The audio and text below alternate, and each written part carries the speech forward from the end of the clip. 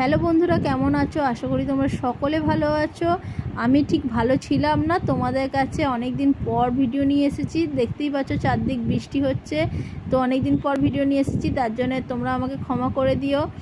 আর দেখতেই পাচ্ছ আজকে কি রেসিপি করছি। তো এইটা কি বলো তো, এটা হচ্ছে মাছের ডিম।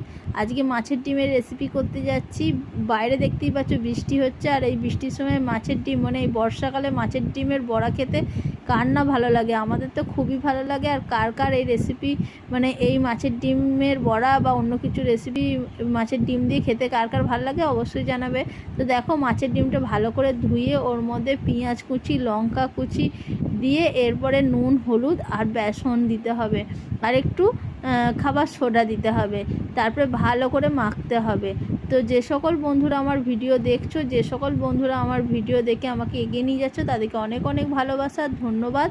আর যে সকল বন্ধুরা আমার পাশে আছো, তাদেরকেও অনেক অনেক ভালোবাসা, ধন্যবাদ। যে সকল বন্ধুরা আমার নতুন ভিডিও দেখছো, তাদেরকে বলছি অবশ্যই একটা লাইক আর একটা সাবস্ক্রাইব করে আমার পাশে থেকো। কমেন্ট করতে কিন্তু অবশ্যই ভুলে যেও না।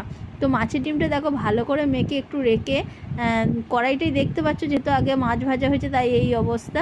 তারপরে তেল গরম হয়ে গেছে, তেল গরম হয়ে গেলে কড়াইয়ের মধ্যে মাছের ডিমের বড়ার বোতল সাইজ করে একটা একটা করে ভাজতে হবে। আর এই মাছের ডিমের বড়া আমার কিন্তু খুব ভালো লাগে খেতে, অন্তত এই বর্ষাকালতে দারুণ লাগে।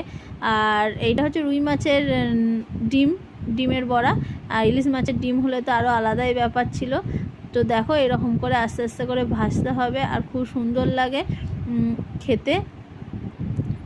আর বন্ধুরা, তোমাদের সবাইকে বলছি যে সবাই সবারই পাশে থেকো, সবাই সবারই ভিডিও দেখে অবশ্যই কমেন্ট করো। কমেন্ট একটা করে আর একটা লাইক করলে সবাই আনন্দ হয়।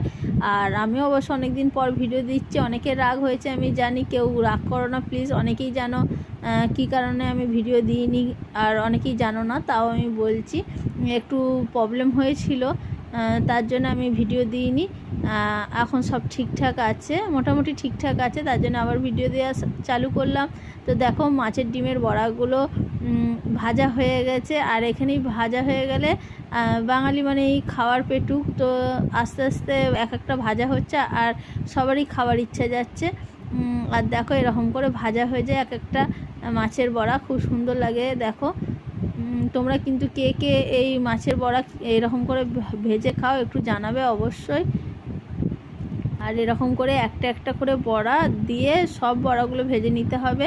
আর অনেকে এই মাছের বড়ার টক, অনেকে তরকারি অনেক রকম খায়, কিন্তু আমরা আজকে মাছের শুধু বড়াই করেছি। কারণ কি, মাছের বড়া এই বৃষ্টির সময় খেতে খুব ভালো লাগে। বাইরে বৃষ্টির ওয়েদার, আর গরম গরম মাছের বড়া দারুণ লাগে খেতে। আজকের মতন এখানেই আমার ভিডিও শেষ। সবাই ভালো থাকবে, সবাই সুস্থ থাকবে, নিজের শরীরের উপরে খেয়াল রেখো। সবাইকে টাটা। পরের ভিডিওতে আবার তোমাদের সঙ্গে দেখা হবে।